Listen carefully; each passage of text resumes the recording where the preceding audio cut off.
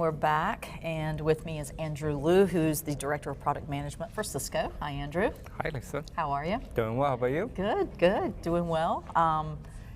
You've been to the conference since yesterday. What do you think so far?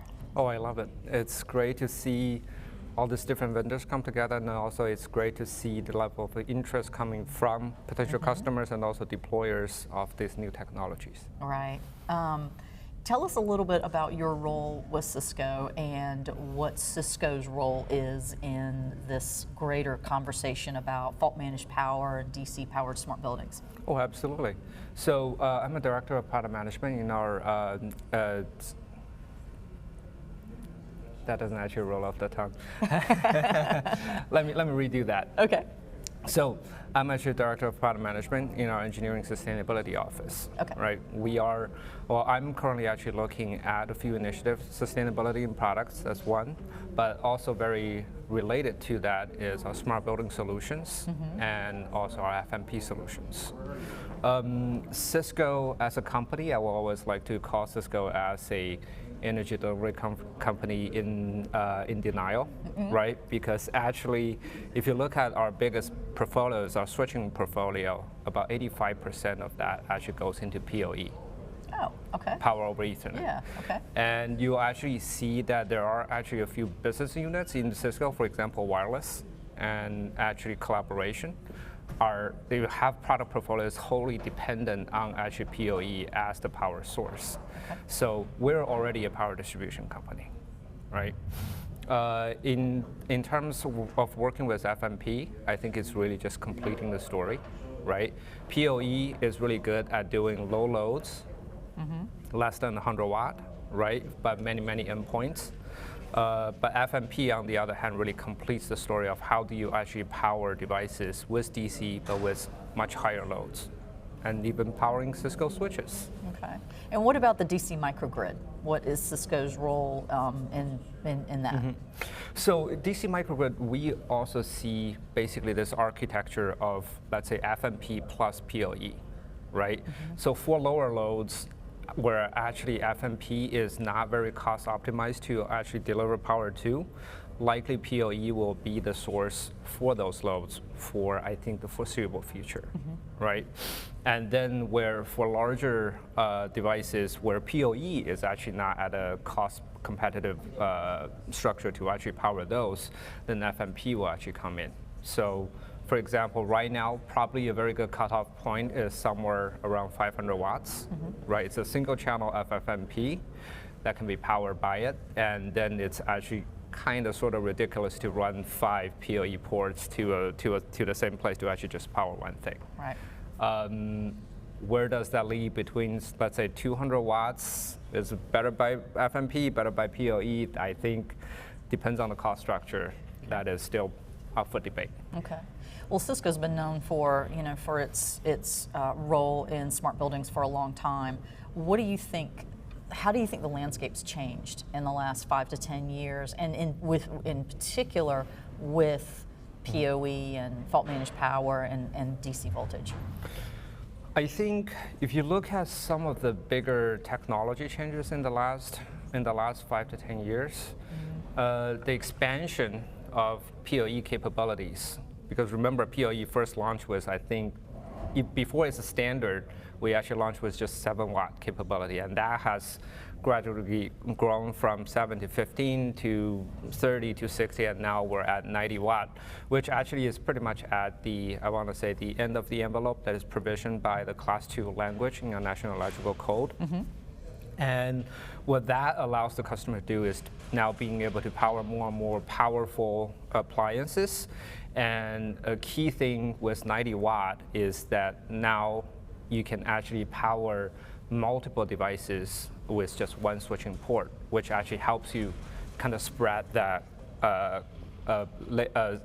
cabling cost and also equipment cost a little bit further, right? What is also observable from the other side is that now a lot of the appliances actually come down from, let's say, 200-300 watts, or take lighting, for example. A big fluorescent trover is probably can go up to 80 watt, right? And now with LED, it actually come down to an envelope where it actually can be addressed by a single PoE drop. Compute is actually another good example. Remember the good old workstation days where you have a computer this big and probably draws about 200-300 watts. Now everything has condensed into a laptop format, and that's maybe 60-70 watts will be good enough to actually sustain that, and that's actually one UPoE plus drop. Okay. You mentioned the codes and standards where we've had a couple of sessions, had one yesterday, I've got one this afternoon. Do you think that they're keeping up with the demand? Do you think that it's the codes and standards in place now are sufficient? Do you think they're making progress? Oh, yes, it's actually moving in the right direction, but it's always, let's say, slower than we wanted it. Right. Right. For example, even for the FMP provisions right now, it's still only, I think, commercial properties only. We haven't actually even have permits to actually go into residential spaces on the FMP front. And also, I think with the US, it's a little bit tricky because the electrical code doesn't get adopted uniformly across all the districts. And there are some jurisdictions where you still have the requirement that even for PoE lighting, it's okay to let the low voltage technicians actually run the cables, but to actually connect a RJ45 cable to a light fixture, you still need an electrician. So there are things I think could use a little bit of update. Okay. You work with a lot of customers and hear probably a lot of the customer comments and hear the pain points. What are customers struggling with the most, do you think, when it comes to infrastructure for their buildings? It's actually interesting. A lot of complaints that I hear from customers is not, I don't know how to configure my switch, I don't know how to do any of that. It's really the availability of power, right? Okay. We have a large dairy company that's our customers that says about 80% of their new sites have to be built with cogeneration, right? Which means you don't get enough power actually from the grid. Okay. So this also, I think, aligns with our vision of a DC microgrid actually in all of these deployments, because a lot of the cogeneration capacities, for example, fuel cells or solar, which is probably the most common ones, are DC native, right? So by actually deploying a DC microgrid architecture with hopefully FMP backhaul and PoE last mile, you actually get to crank out additional 10, 20, maybe even 30% of efficiency out of this. And that's cost savings for the customers.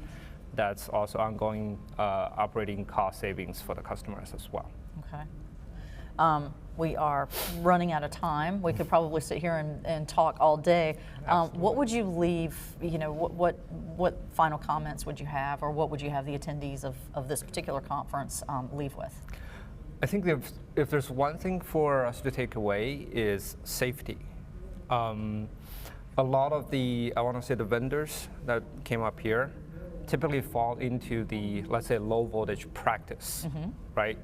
PoE, XPoE, FMP, all of this being class 2, class 4, they actually all fall under the let's say, low voltage practice category. Okay.